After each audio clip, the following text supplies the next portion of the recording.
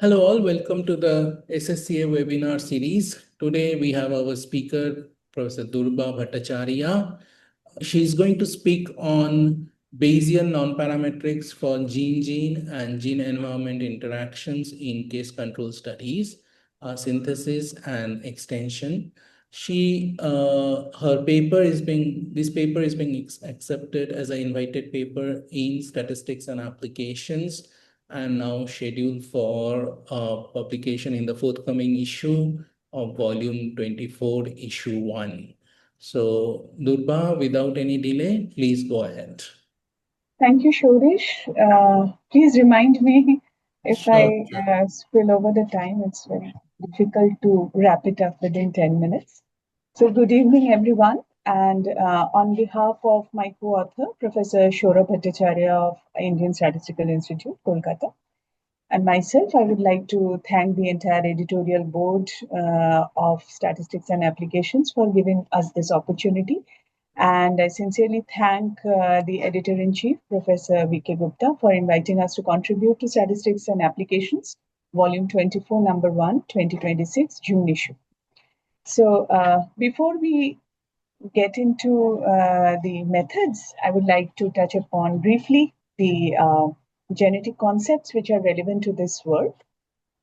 So humans have 22 pairs of autosomes. Just a minute. Humans have 22 pairs of autosomes and 1 pair of sex chromosome inside the nucleus of each cell, as this diagram depicts. And chromosomes are made up of tightly coiled DNA molecules, as we can see.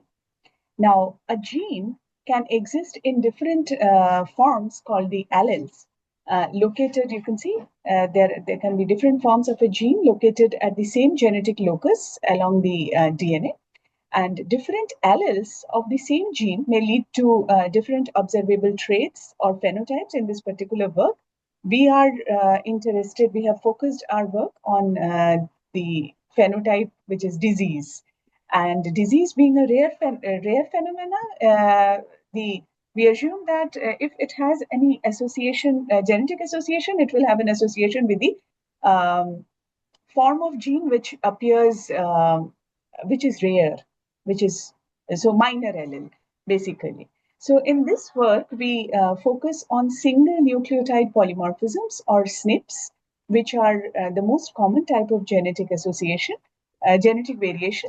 A SNP, as we can see, it occurs when we have an alteration of single nucleotide in the genome sequence. With this brief description, I'll move on to this data set. So the data sets which we have considered here, it basically is based on SNP data set. So it's a case control type data set on which we have developed these methodologies, Bayesian non-parametric methodologies. We have cases and controls as this table depicts, and there are different loci corresponding to a number of genes. So a typical cell of this table, it represents the SNP genotype data of ith individual at jth gene at rth loci corresponding to either case or control status. Okay. Although we have developed this methodology on SNP data, SNP genotype data, this can be easily extended to other forms of genetic data. So to start with, let us touch upon what are the challenges of the current genetic association studies. Now, with the advancement of technology, it is currently possible to simultaneously study like millions of sites in any individual's genomic DNA with the goal of finding disease gene association. Now, however, this technological advancement have created new problems for the scientists regarding how to handle millions of data points involved in genetic studies of diseases and how to develop sophisticated statistical models incorporating scientific understanding about disease gene associations. Now, what are the disadvantages of the existing methods? Now, most of the methods, existing methods are single marker approaches, and it suffers from high dimensionality, and they do not treat the genes as functional units. And at the very onset of any disease gene association studies through gene-gene interaction and gene environment interaction, we should point out that almost all the work in detecting genetic interaction is based on Fisher's definition. It is based on Fisher's definition of interaction, which refers to the deviation from additivity of allelic effect. So this is more of a statistical definition and has lesser of genetic interpretability. And the most important point, which I would like to bring to attention, is that we are working with genotype data over here, and there is a phenomena called there might be a possibility of stratified underlying population. So the genetic data sets which often arise from individuals having different ancestral or ethnic backgrounds. And this creates differences in allele frequencies that may not be actually related to the disease. So this phenomena is known as population stratification. And this can produce misleading associations and inflated false positive rates, as has been pointed out in many works.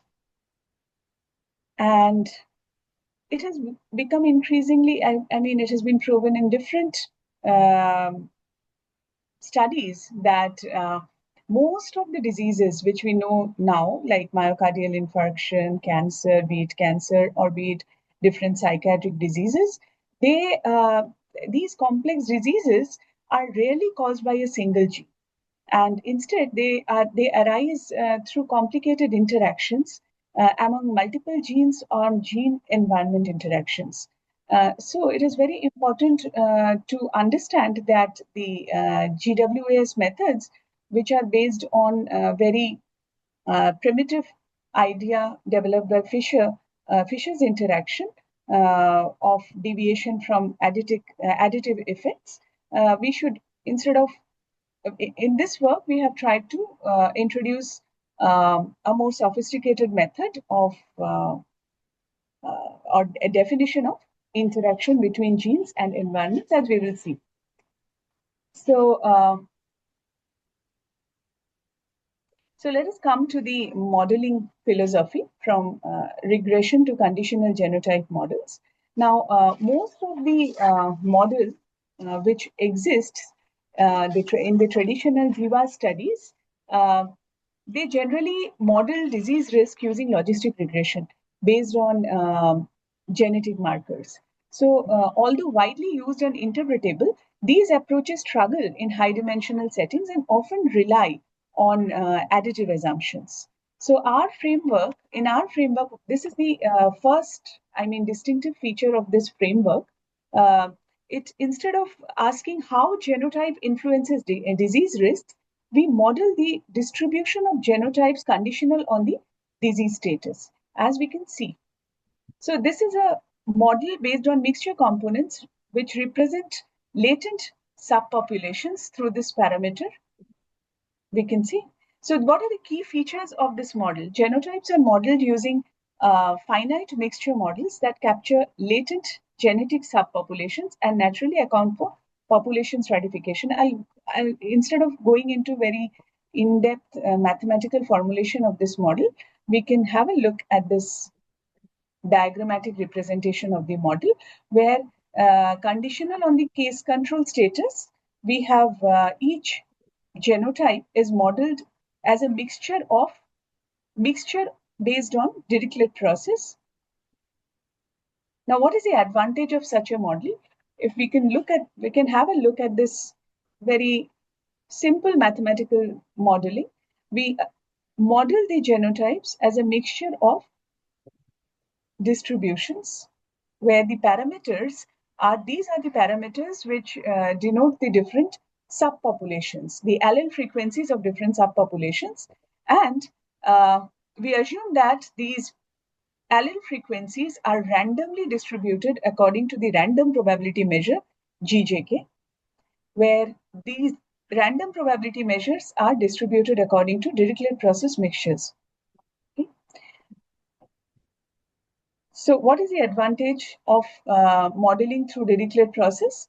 The discreteness of the Dirichlet process, as it is represented through the schematic diagram, it causes coincidences between the parameter vectors with positive probabilities. How?